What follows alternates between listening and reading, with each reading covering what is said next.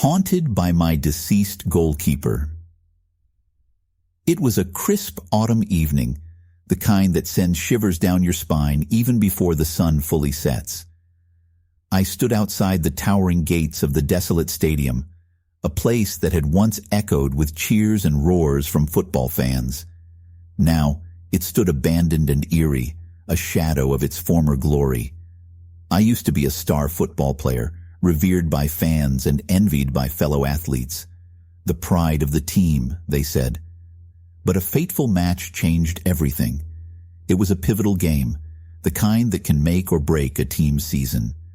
The atmosphere was electric, a mix of hope and tension that hung in the air like a heavy fog. As the match unfolded, it became increasingly clear that victory was within our reach.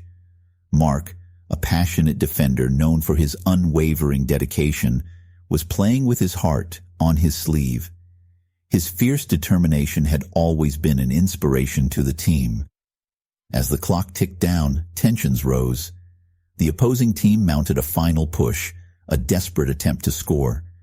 In a split-second decision that showcased his commitment, Mark hurled himself into a daring slide tackle, intercepting a pass that seemed destined to reach its target.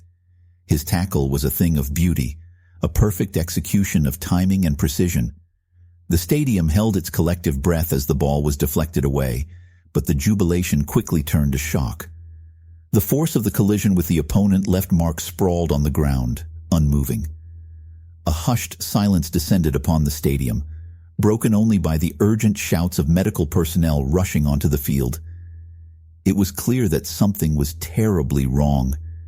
The air seemed to grow heavy with a sense of foreboding as they worked frantically to stabilize him. The gravity of the situation was palpable as Mark was carefully placed on a stretcher and rushed off the field. The match was suspended, and fans watched with bated breath as the ambulance's siren faded into the distance. Hope and worry hung in the air, a tense mixture that lingered long after the final whistle should have blown.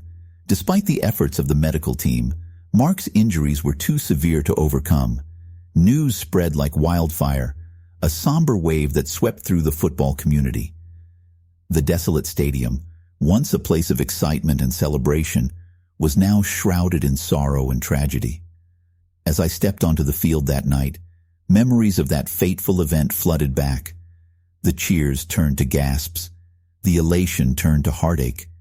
It was as if the very grass beneath my feet held the weight of that dreadful incident. I had tried to move on, to continue my career, but the guilt and the haunting memories clung to me like a shadow I couldn't shake. That evening, I began to notice strange occurrences. The wind whispered eerie secrets, and the flickering lights cast ominous shadows. The sound of cleats echoed through the empty corridors, even though I was certain I was alone. A chilling sensation crawled up my spine every time I entered the locker room, as if unseen eyes were watching my every move. Soon, the boundaries between reality and nightmare blurred. I would hear Mark's voice in the wind, accusing me, blaming me for what had transpired. Sleep became elusive as my dreams were invaded by visions of the accident, each time more vivid and terrifying. The ghostly figure of Mark haunted my every waking moment, appearing in reflections, his eyes filled with accusation. I decided to confront the darkness that had taken hold of the desolate stadium. Armed with a flashlight and trembling courage, I ventured into the depths of the stadium late one night. The air grew frigid, and a suffocating silence enveloped me as I made my way to the center of the field. Suddenly, the floodlights burst to life, revealing a chilling sight. Mark, clad in his football gear, standing before me, his eyes once filled with life, now held an otherworldly glow.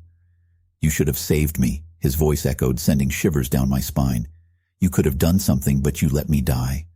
I stammered, struggling to find words, to explain, to apologize. But my voice failed me in the presence of the tortured soul before me. Mark's figure began to contort and twist, his form becoming increasingly distorted. A piercing scream filled the air as he lunged towards me, his spectral hands reaching for my throat. I woke up in a cold sweat, my heart pounding in my chest. It had all been a nightmare, a terrifying manifestation of my guilt and fear. The memories of that tragic day would always be with me, but I realized I couldn't let them consume me. It was time to find closure, to honor Mark's memory, and to let go of the guilt that had bound me to the haunted, desolate stadium. And so, as the sun rose over the horizon, I made my way back to the stadium, this time not as a tormented soul, but as a survivor, determined to face my demons and find a way to move forward.